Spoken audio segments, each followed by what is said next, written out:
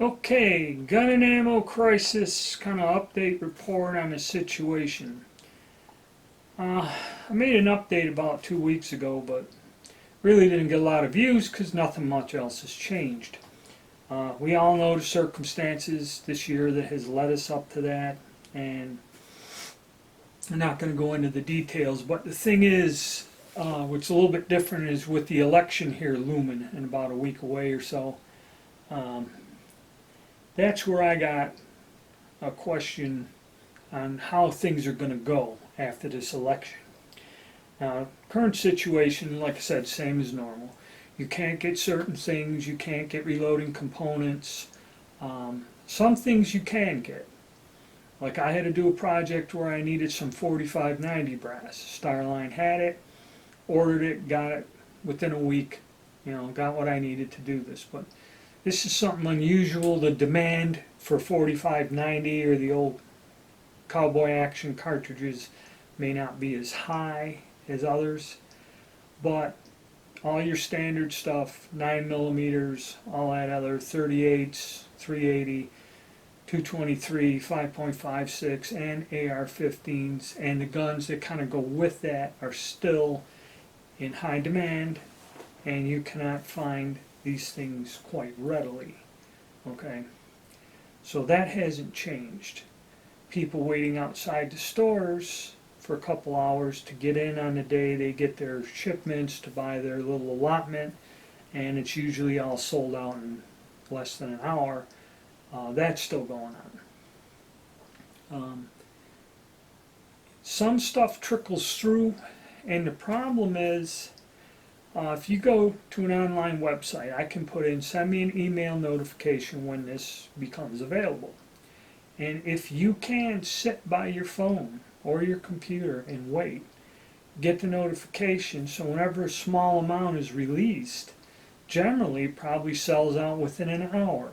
Of course, that notification is going to everybody in the country from like Midway or something. So uh, technology makes it difficult to get caught up also. So with all these situations like this, there still is a severe shortage. Um, and one thing that you cannot get is primers. Okay, and the price of them is ridiculous. They used to be, say, $30 to $40 for a carton of 1,000.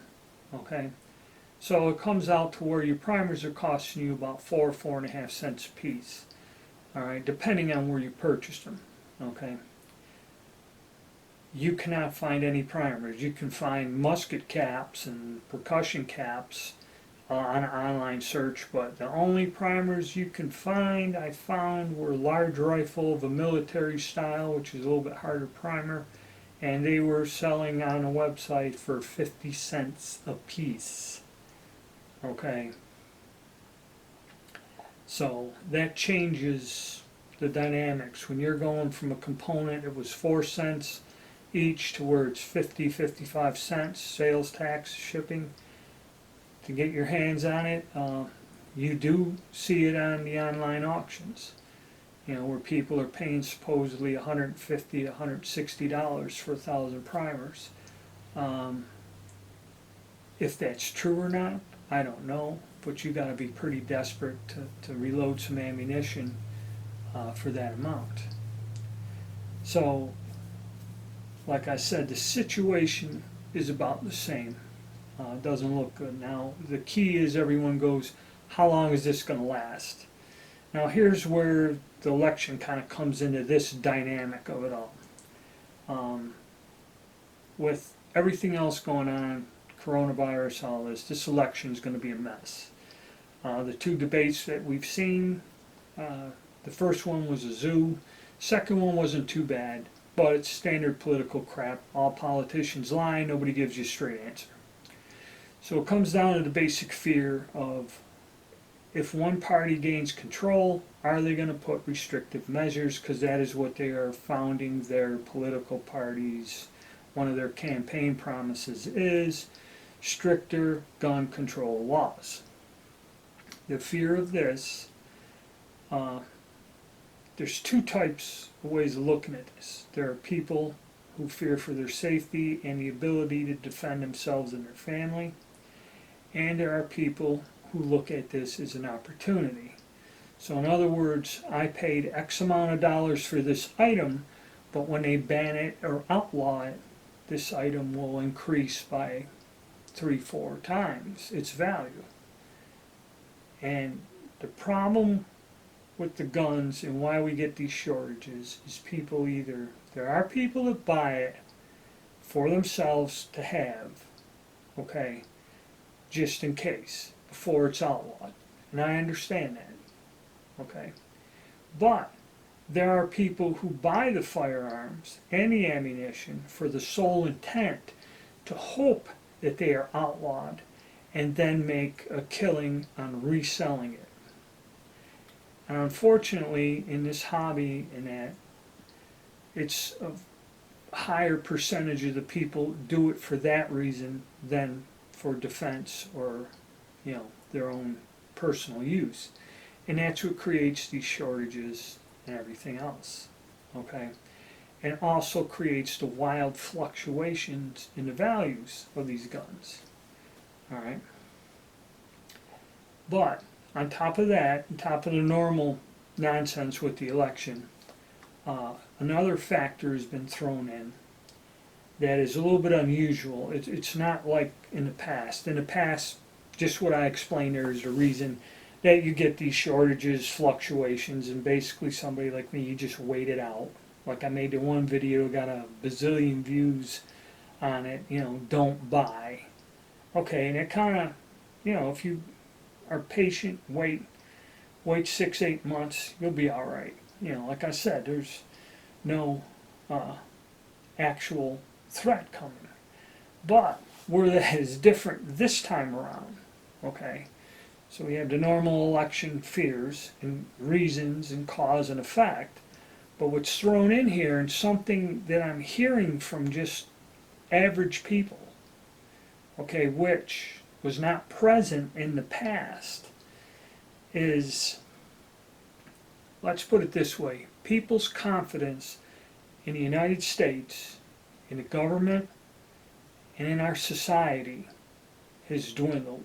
People are afraid that there is too much arguing, too much of a division politically and socially, and they're terrified that when this election comes up, okay, and the whole situation, it's going to be a mess. It's going to be contested. There's all kinds of crazy stuff's going to happen, and there's going to be arguing and fighting for months on end until they actually come to a conclusion of who won or whatever. And then, in the end, there is a winner and there is a loser. Okay? People are afraid that with the instability in our society, that there will be some sort of problems. Some people believe to the extreme there will be a civil war outbreak over this. Those that don't believe to that extreme still are fearful that there will be some sort of violence and unrest in general throughout the country. There will be some sort of protest. There will be burning stuff in the streets, gangs of people just running around, rioting. Okay, this is the fear that is different. It is more intense, and it is creating even more problems with the shortage, because as the election gets closer, I'm seeing more and more people approach me, and they will buy and pay anything for any quantity of ammunition that I have, and I just don't have it. Okay, I have my stores and that, but anything I was doing for people or helping them out with, I just don't have it. Matter of fact, a guy approached me and said he wants to go varmint hunting. He doesn't want to invade a country. He doesn't want to enforce a political belief. He just wants to go out with some .223 and hunt woodchucks and coyotes. And he said, give me a hunting bullet. I don't want the military full metal jacket, which is almost impossible to get. He goes, give me a 45, 50 grain bullet, hollow point, something that, a varmint round. I know exactly what he wants. And he goes, I can't find any. I said, all right, let me see if I can locate some bullets. I asked him what type of bullet he likes.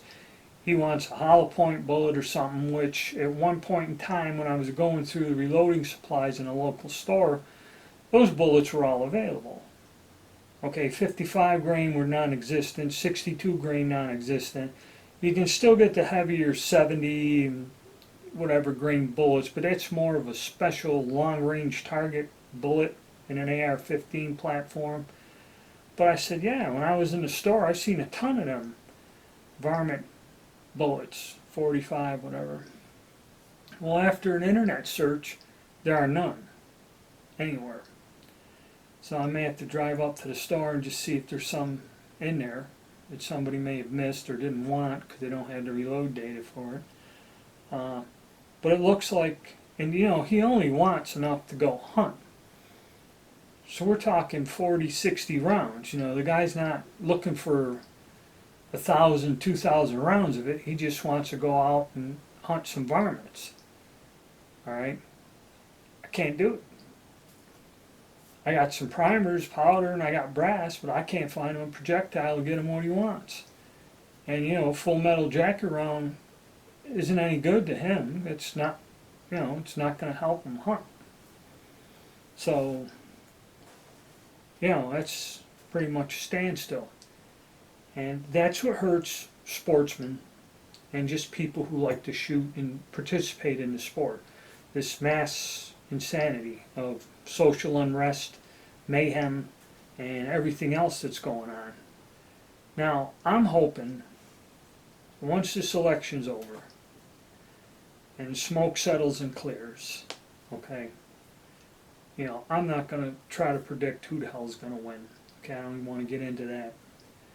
But I'm believing if the Republicans win, everything is going to go to a more calmer state in terms of gun control legislation. It's not going to go away, but there's a very good possibility that it won't be passed for political reasons. Okay. How this is going to affect things or how long it'll take, usually